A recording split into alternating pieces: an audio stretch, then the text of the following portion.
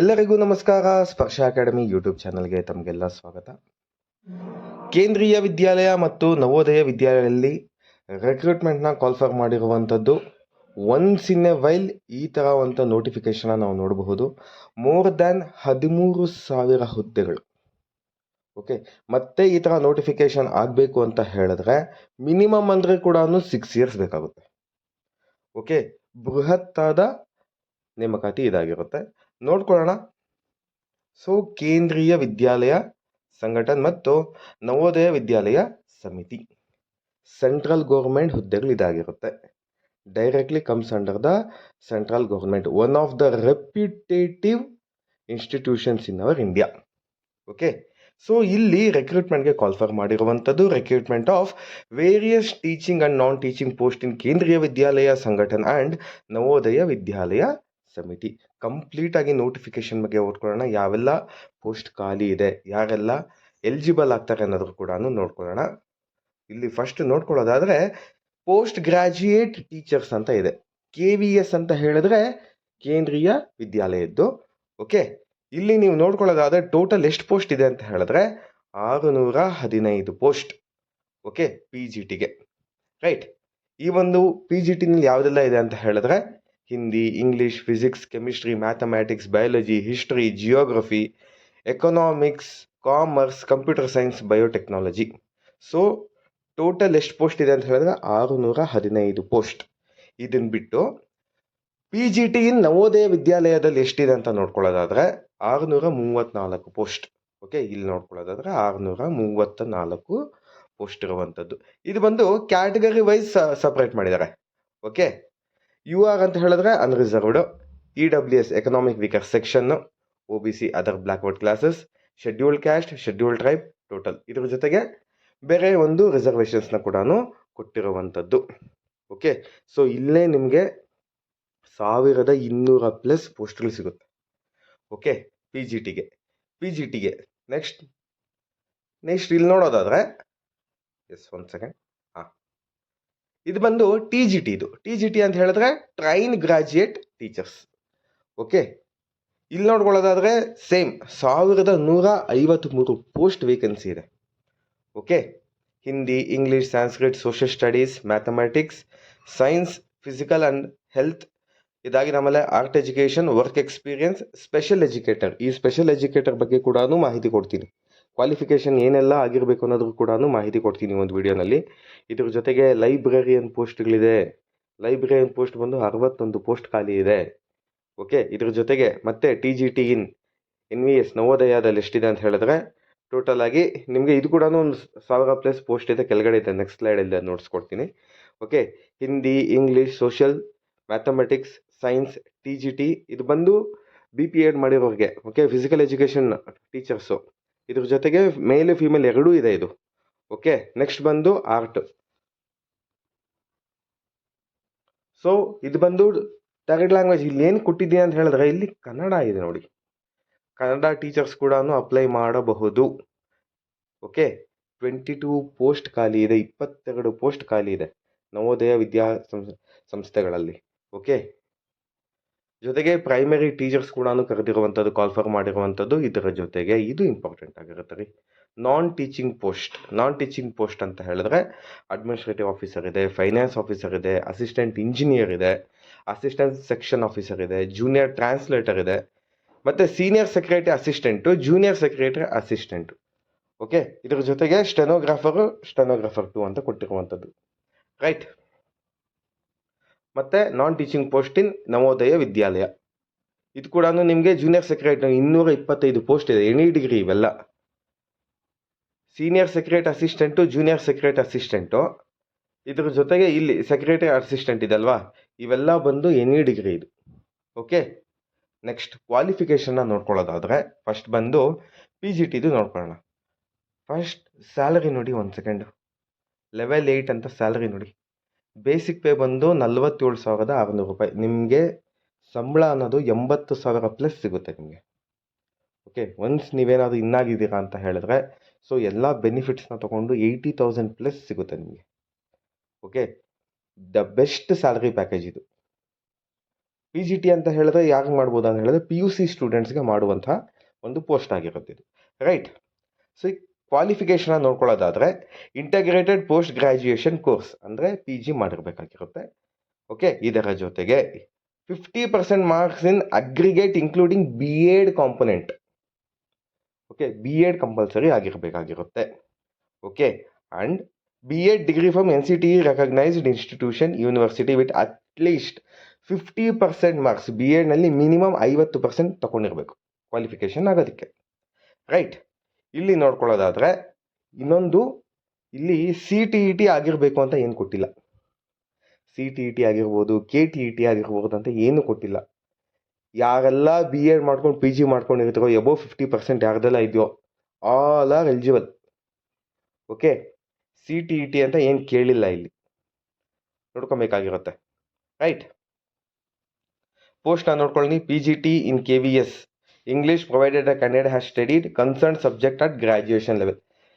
So English ಓದಿರೋರು English graduation ಅಂದರೆ PG in MA English ಆಗಿರೋವಂಥದ್ದು. ಹಿಂದಿ ಸೇಮ್, ಫಿಸಿಕ್ಸ್ಗೆ MSc ಫಿಸಿಕ್ಸ್ ಆಗಿರೋವಂಥದ್ದು. ಓಕೆ, ಸ್ಪೆಷಲೈಸೇಷನ್ ಕೋರ್ಸ್ಗಳಿವೆಲ್ಲ. ಮತ್ತು PG chemistry, mathematics, economics, MA economics ಮಾಡಿರುವಂಥದ್ದು. ಓಕೆ, ಇದಾಗಿದ್ದಾಮೇಲೆ MA ಇನ್ ಹಿಸ್ಟ್ರಿ ಮಾಡಿರುವಂಥದ್ದು, ಜಿಯೋಗ್ರಫಿ ಮಾಡಿರುವಂಥದ್ದು, ಮತ್ತು ಕಾಮರ್ಸ್ MCom ಮಾಡಿರುವಂಥದ್ದು. ಓಕೆ, MCom ನೋಡಿ ಇಲ್ಲಿ ಕೊಟ್ಟಿದ್ದಾರೆ, MCom ಡಿಗ್ರಿ. ಇದಾಗಿದ್ದಾಮೇಲೆ business economics shall not be eligible, ಅದು ಬಿಸ್ನೆಸ್ಗೆ ಕೊಟ್ಟಿಲ್ಲ, ರೈಟ್. ನೆಕ್ಸ್ಟ್ PGT ಬಯೋಲಜಿ ಕೊಟ್ಟಿರುವಂಥದ್ದು, ಬಯೋಟೆಕ್ನಾಲಜಿ ಕೊಟ್ಟಿರುವಂಥದ್ದು. ಇಷ್ಟೆಲ್ಲ ಹುದ್ದೆಗಳಿದೆ ರೀ.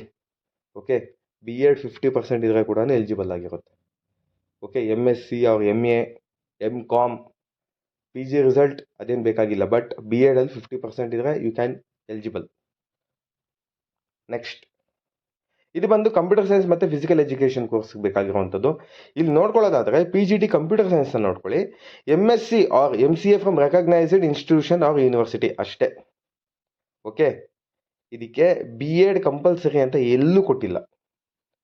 ಸೊ ಕಂಪ್ಯೂಟರ್ ಸೈನ್ಸ್ ಯಾರೆಲ್ಲ ಓದಿದ್ದೀರಾ, MCA MSc computer science, BEd ಬೇಕಾಗಿಲ್ಲ, ಜಸ್ಟ್ PG ಆಗಿದ್ರೆ ಸಾಕು, you are eligible.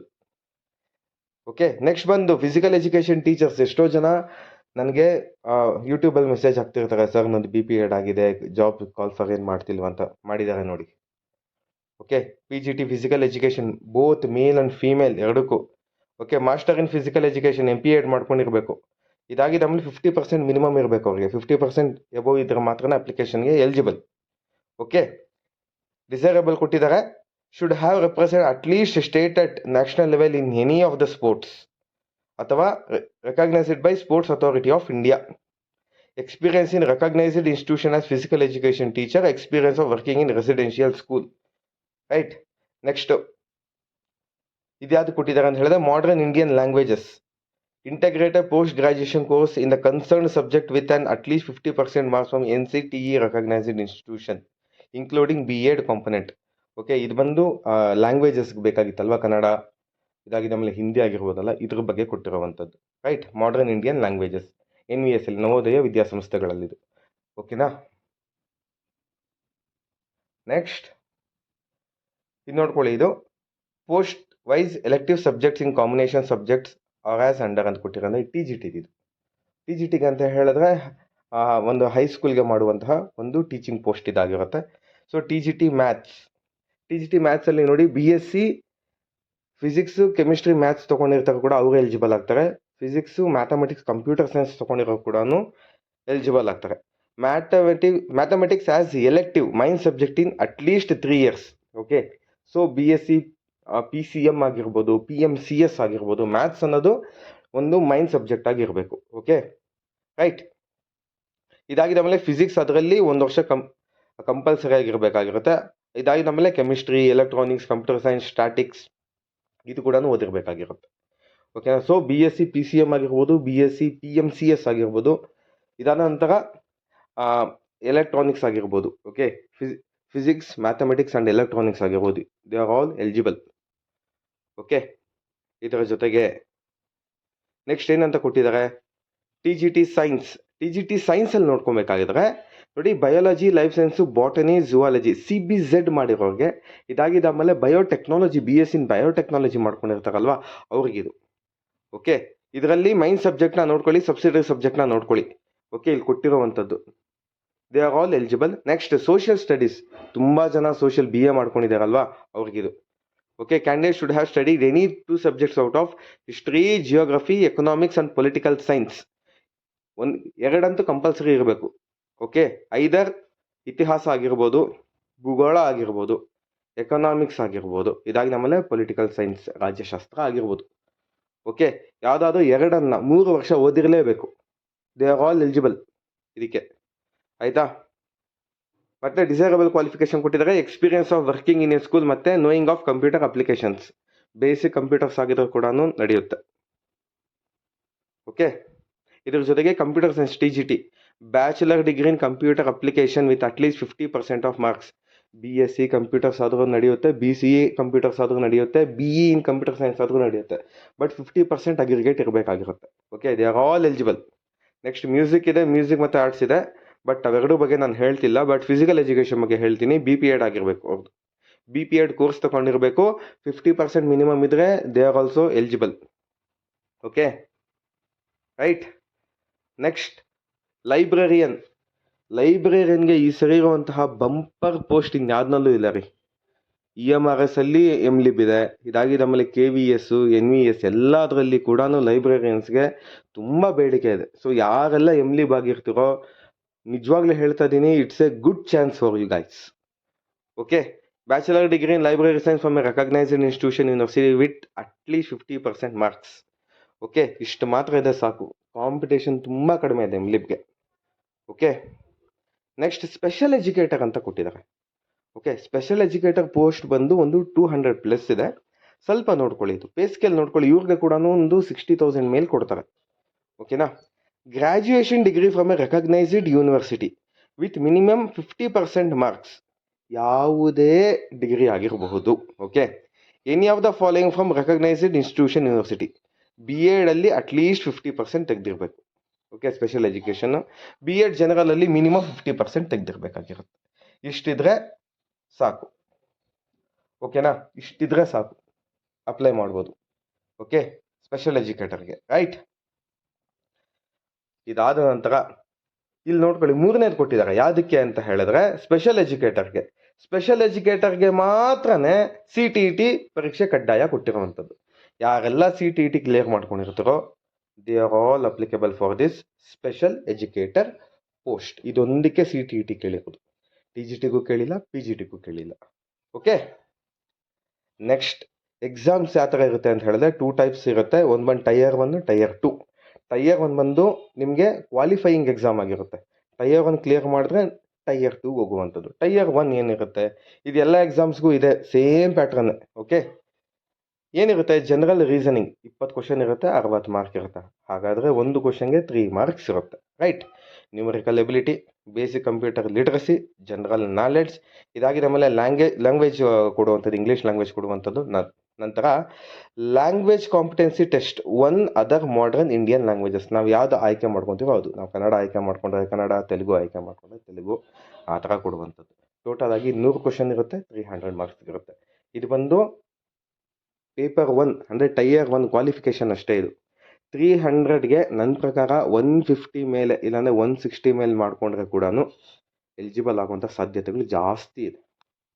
Okay, same thing ಕೆಳಗಡೆ ಅದೇ ಇರುತ್ತೆ, ಬಟ್ ಸ್ವಲ್ಪ ಚೇಂಜಸ್ ಇದೆ ನೋಡ್ಕೊಳ್ಳಿ. ಇದು ಬಂದು TGTಗೆ. Okay, general awareness and current affairs 20 ಕ್ವಶನ್ಗೆ 60 mark. Basic knowledge of computer operation 40ಗೆ, ಅಂದರೆ ಇದು ಬಂದು ನಾನ್ ಟೀಚಿಂಗ್ ಪೋಸ್ಟ್ ಇದು. ಓಕೆ, ಇದಕ್ಕೇನಾಗಿರುತ್ತೆ ಅಂತ ಹೇಳಿದ್ರೆ basic knowledge of computer operation 40 question ಕೊಡ್ತಾರೆ, 120 ಮಾರ್ಕ್ಸ್. ಲ್ಯಾಂಗ್ವೇಜ್ ಕೊಡ್ತಾರೆ, ಇಂಗ್ಲೀಷ್ 20ಗೆ 60. ಇದಾದ ನಂತರ ನಮ್ಮ ಓನ್ ಲ್ಯಾಂಗ್ವೇಜಸ್ ಆಗಿರ್ಬೋದು. ಓಕೆ, ಅದು 20 questions, 60 marks, total 300 marks. Tier 1 ಇದು.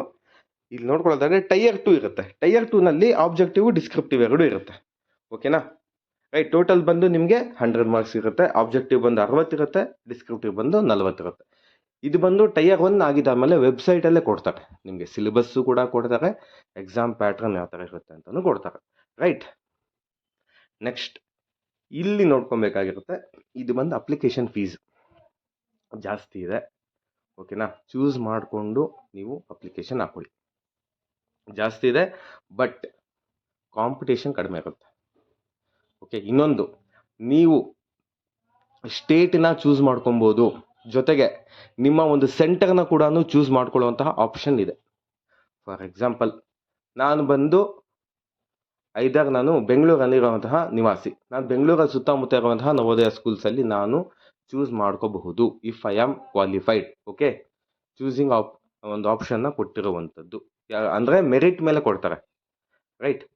ತುಂಬ ಹೈ ಮೆರಿಟಲ್ಲಿ ಏನಾದರೂ ತೊಗೊಂಡಿದ್ದೀವಿ ಅಂತ ಹೇಳಿದ್ರೆ ನಾವು ಯಾವುದು ಚೂಸ್ ಮಾಡ್ಕೊತೀರೋ ಅಲ್ಲೇ ಜಾಬ್ನ ಕೊಡುವಂಥದ್ದು. ಓಕೆ, ಸೊ ಫೀಸ್ ಬಂದು ಮಿನಿಮಮ್ ಅಂದರೆ 2,000 ರೂಪಾಯಿ ಆಗೇ ಆಗುತ್ತೆ. ಓಕೆ, ಪ್ರೊಸೆಸಿಂಗ್ ಫೀ ಇದಾಗಿದ್ದಾದಮೇಲೆ examination fee total 2,000 rupees. GST add ಆದರೆ ಕೂಡ ಆಗುತ್ತೆ. ಓಕೆ, ಸೊ ಫ್ರೆಂಡ್ಸ್, ದಯವಿಟ್ಟು ಹೇಳ್ತಾ ಇದ್ದೀನಿ, ಅಪ್ಲೈ ಮಾಡಿ. ಯಾಕಂತ ಹೇಳಿದ್ರೆ ಕಾಂಪಿಟೇಷನ್ ಕಡಿಮೆ ಇದೆ, ರೈಟ್.